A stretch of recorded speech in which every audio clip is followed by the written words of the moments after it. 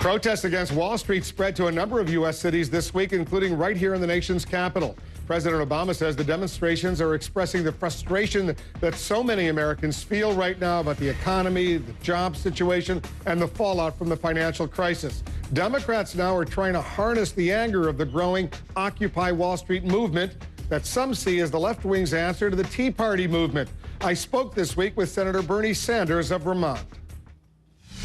Senator, thanks very much for coming in. Let me get right to this Occupy Wall Street demonstration that's going on around the country right now. What do you think about this?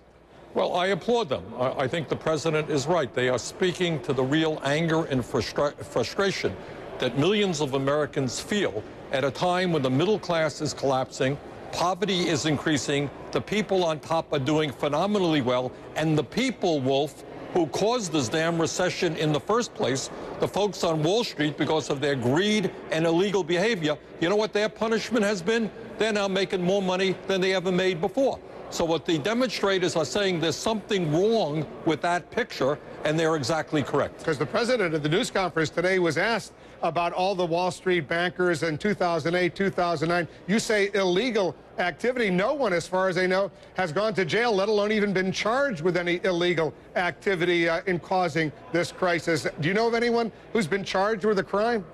Well, I think there is some investigations, and I think there are, hopefully they will lead to criminal charges. But what I think the average American is saying, if a kid smokes marijuana, that kid can end up in jail. These people, because of their activity, destroyed the economy. Millions of people lost their jobs, their homes, their life savings, and now they're making more money than they ever did before. So I applaud what the folks, the Wall Street demonstrators, are talking about. But now what we got to do is put some meat on that bone. We have to come up with some specific ideas in terms of how you deal with Wall Street. I'll give you one example, Wolf. Many people don't know this. The 6 largest financial institutions in this country have assets the equivalent of 60% of the GDP of the United States of America. 60% of our GDP, some $7 trillion. In my view, everything being equal, they will once again, because of their reckless activity, come back before Congress in a too-big-to-fail situation. They will need to be bailed out again. In my view, we have got to break up these financial institutions right now, bring some competition to the financial industry. Furthermore, you have large banks, Bank of America, the others, they are charging interest rates on people's credit cards of 25 or 30%. That's called usury. We've got to regulate interest rates and demand that the Fed take that kind of action. So we need some real specific Wall Street reform which protects the American people. Do you want to share with us who's being investigated right now for criminal activity on Wall Street? Well, I think it's something that's been in the front pages of the paper, so I've nothing more than that. Is the Obama administration MIA when it comes to all these problems? Because it's been in business now for almost 3 years. If you're asking me, do I believe there should have been a thorough Wall Street investigation, that there should have been prosecutions 2 or 3 years ago, the answer is absolutely. If you're asking me, is the Obama administration been bringing on board financial advisors who were too close to Wall Street? Absolutely. So, I think we should have been much more aggressive in going after Wall Street. I'll give you another example. We found out, I got a provision in Dodd-Frank which showed that during the financial crisis, the Fed provided $16 trillion on a revolving basis of low-interest loans to every large financial institution in America, central banks all over the world, many large corporations. Right now in America, you have small businesses desperately in need of affordable capital. They can't find it.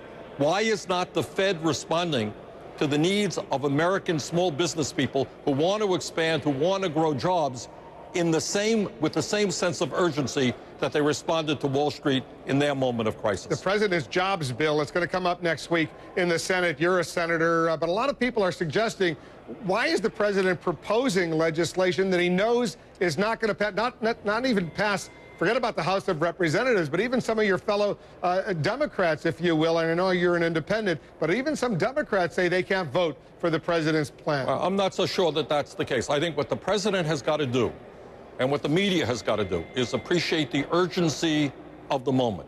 And we don't. The reality is unemployment in America today, Wolf, is not 9%. Real unemployment, including those who have given up looking for work and are working part-time when they want to work full-time, is 16%. 25 million Americans. What the president has got to do is come up with a bold jobs program.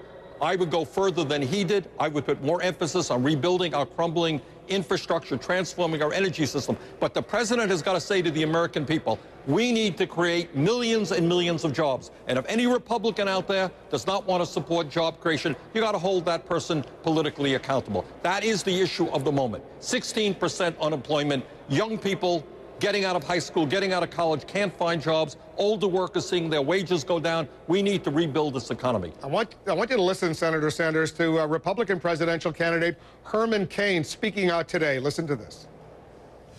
If you are envious of somebody that happens to be rich, that you call a fat cat, go and get rich instead of expecting them to walk outside of their office and write you a check. That's not the way America works. Work for it. You want to respond to Yeah, I think Mr. Cain got it wrong. That's exactly how America works.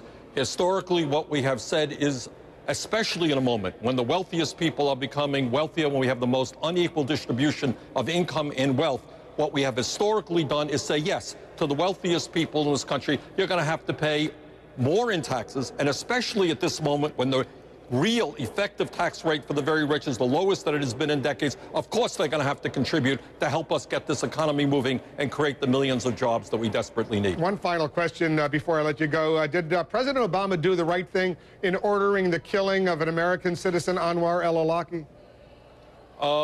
That's a long discussion, probably longer than the amount of time we now have. Go ahead. Give me 30 seconds.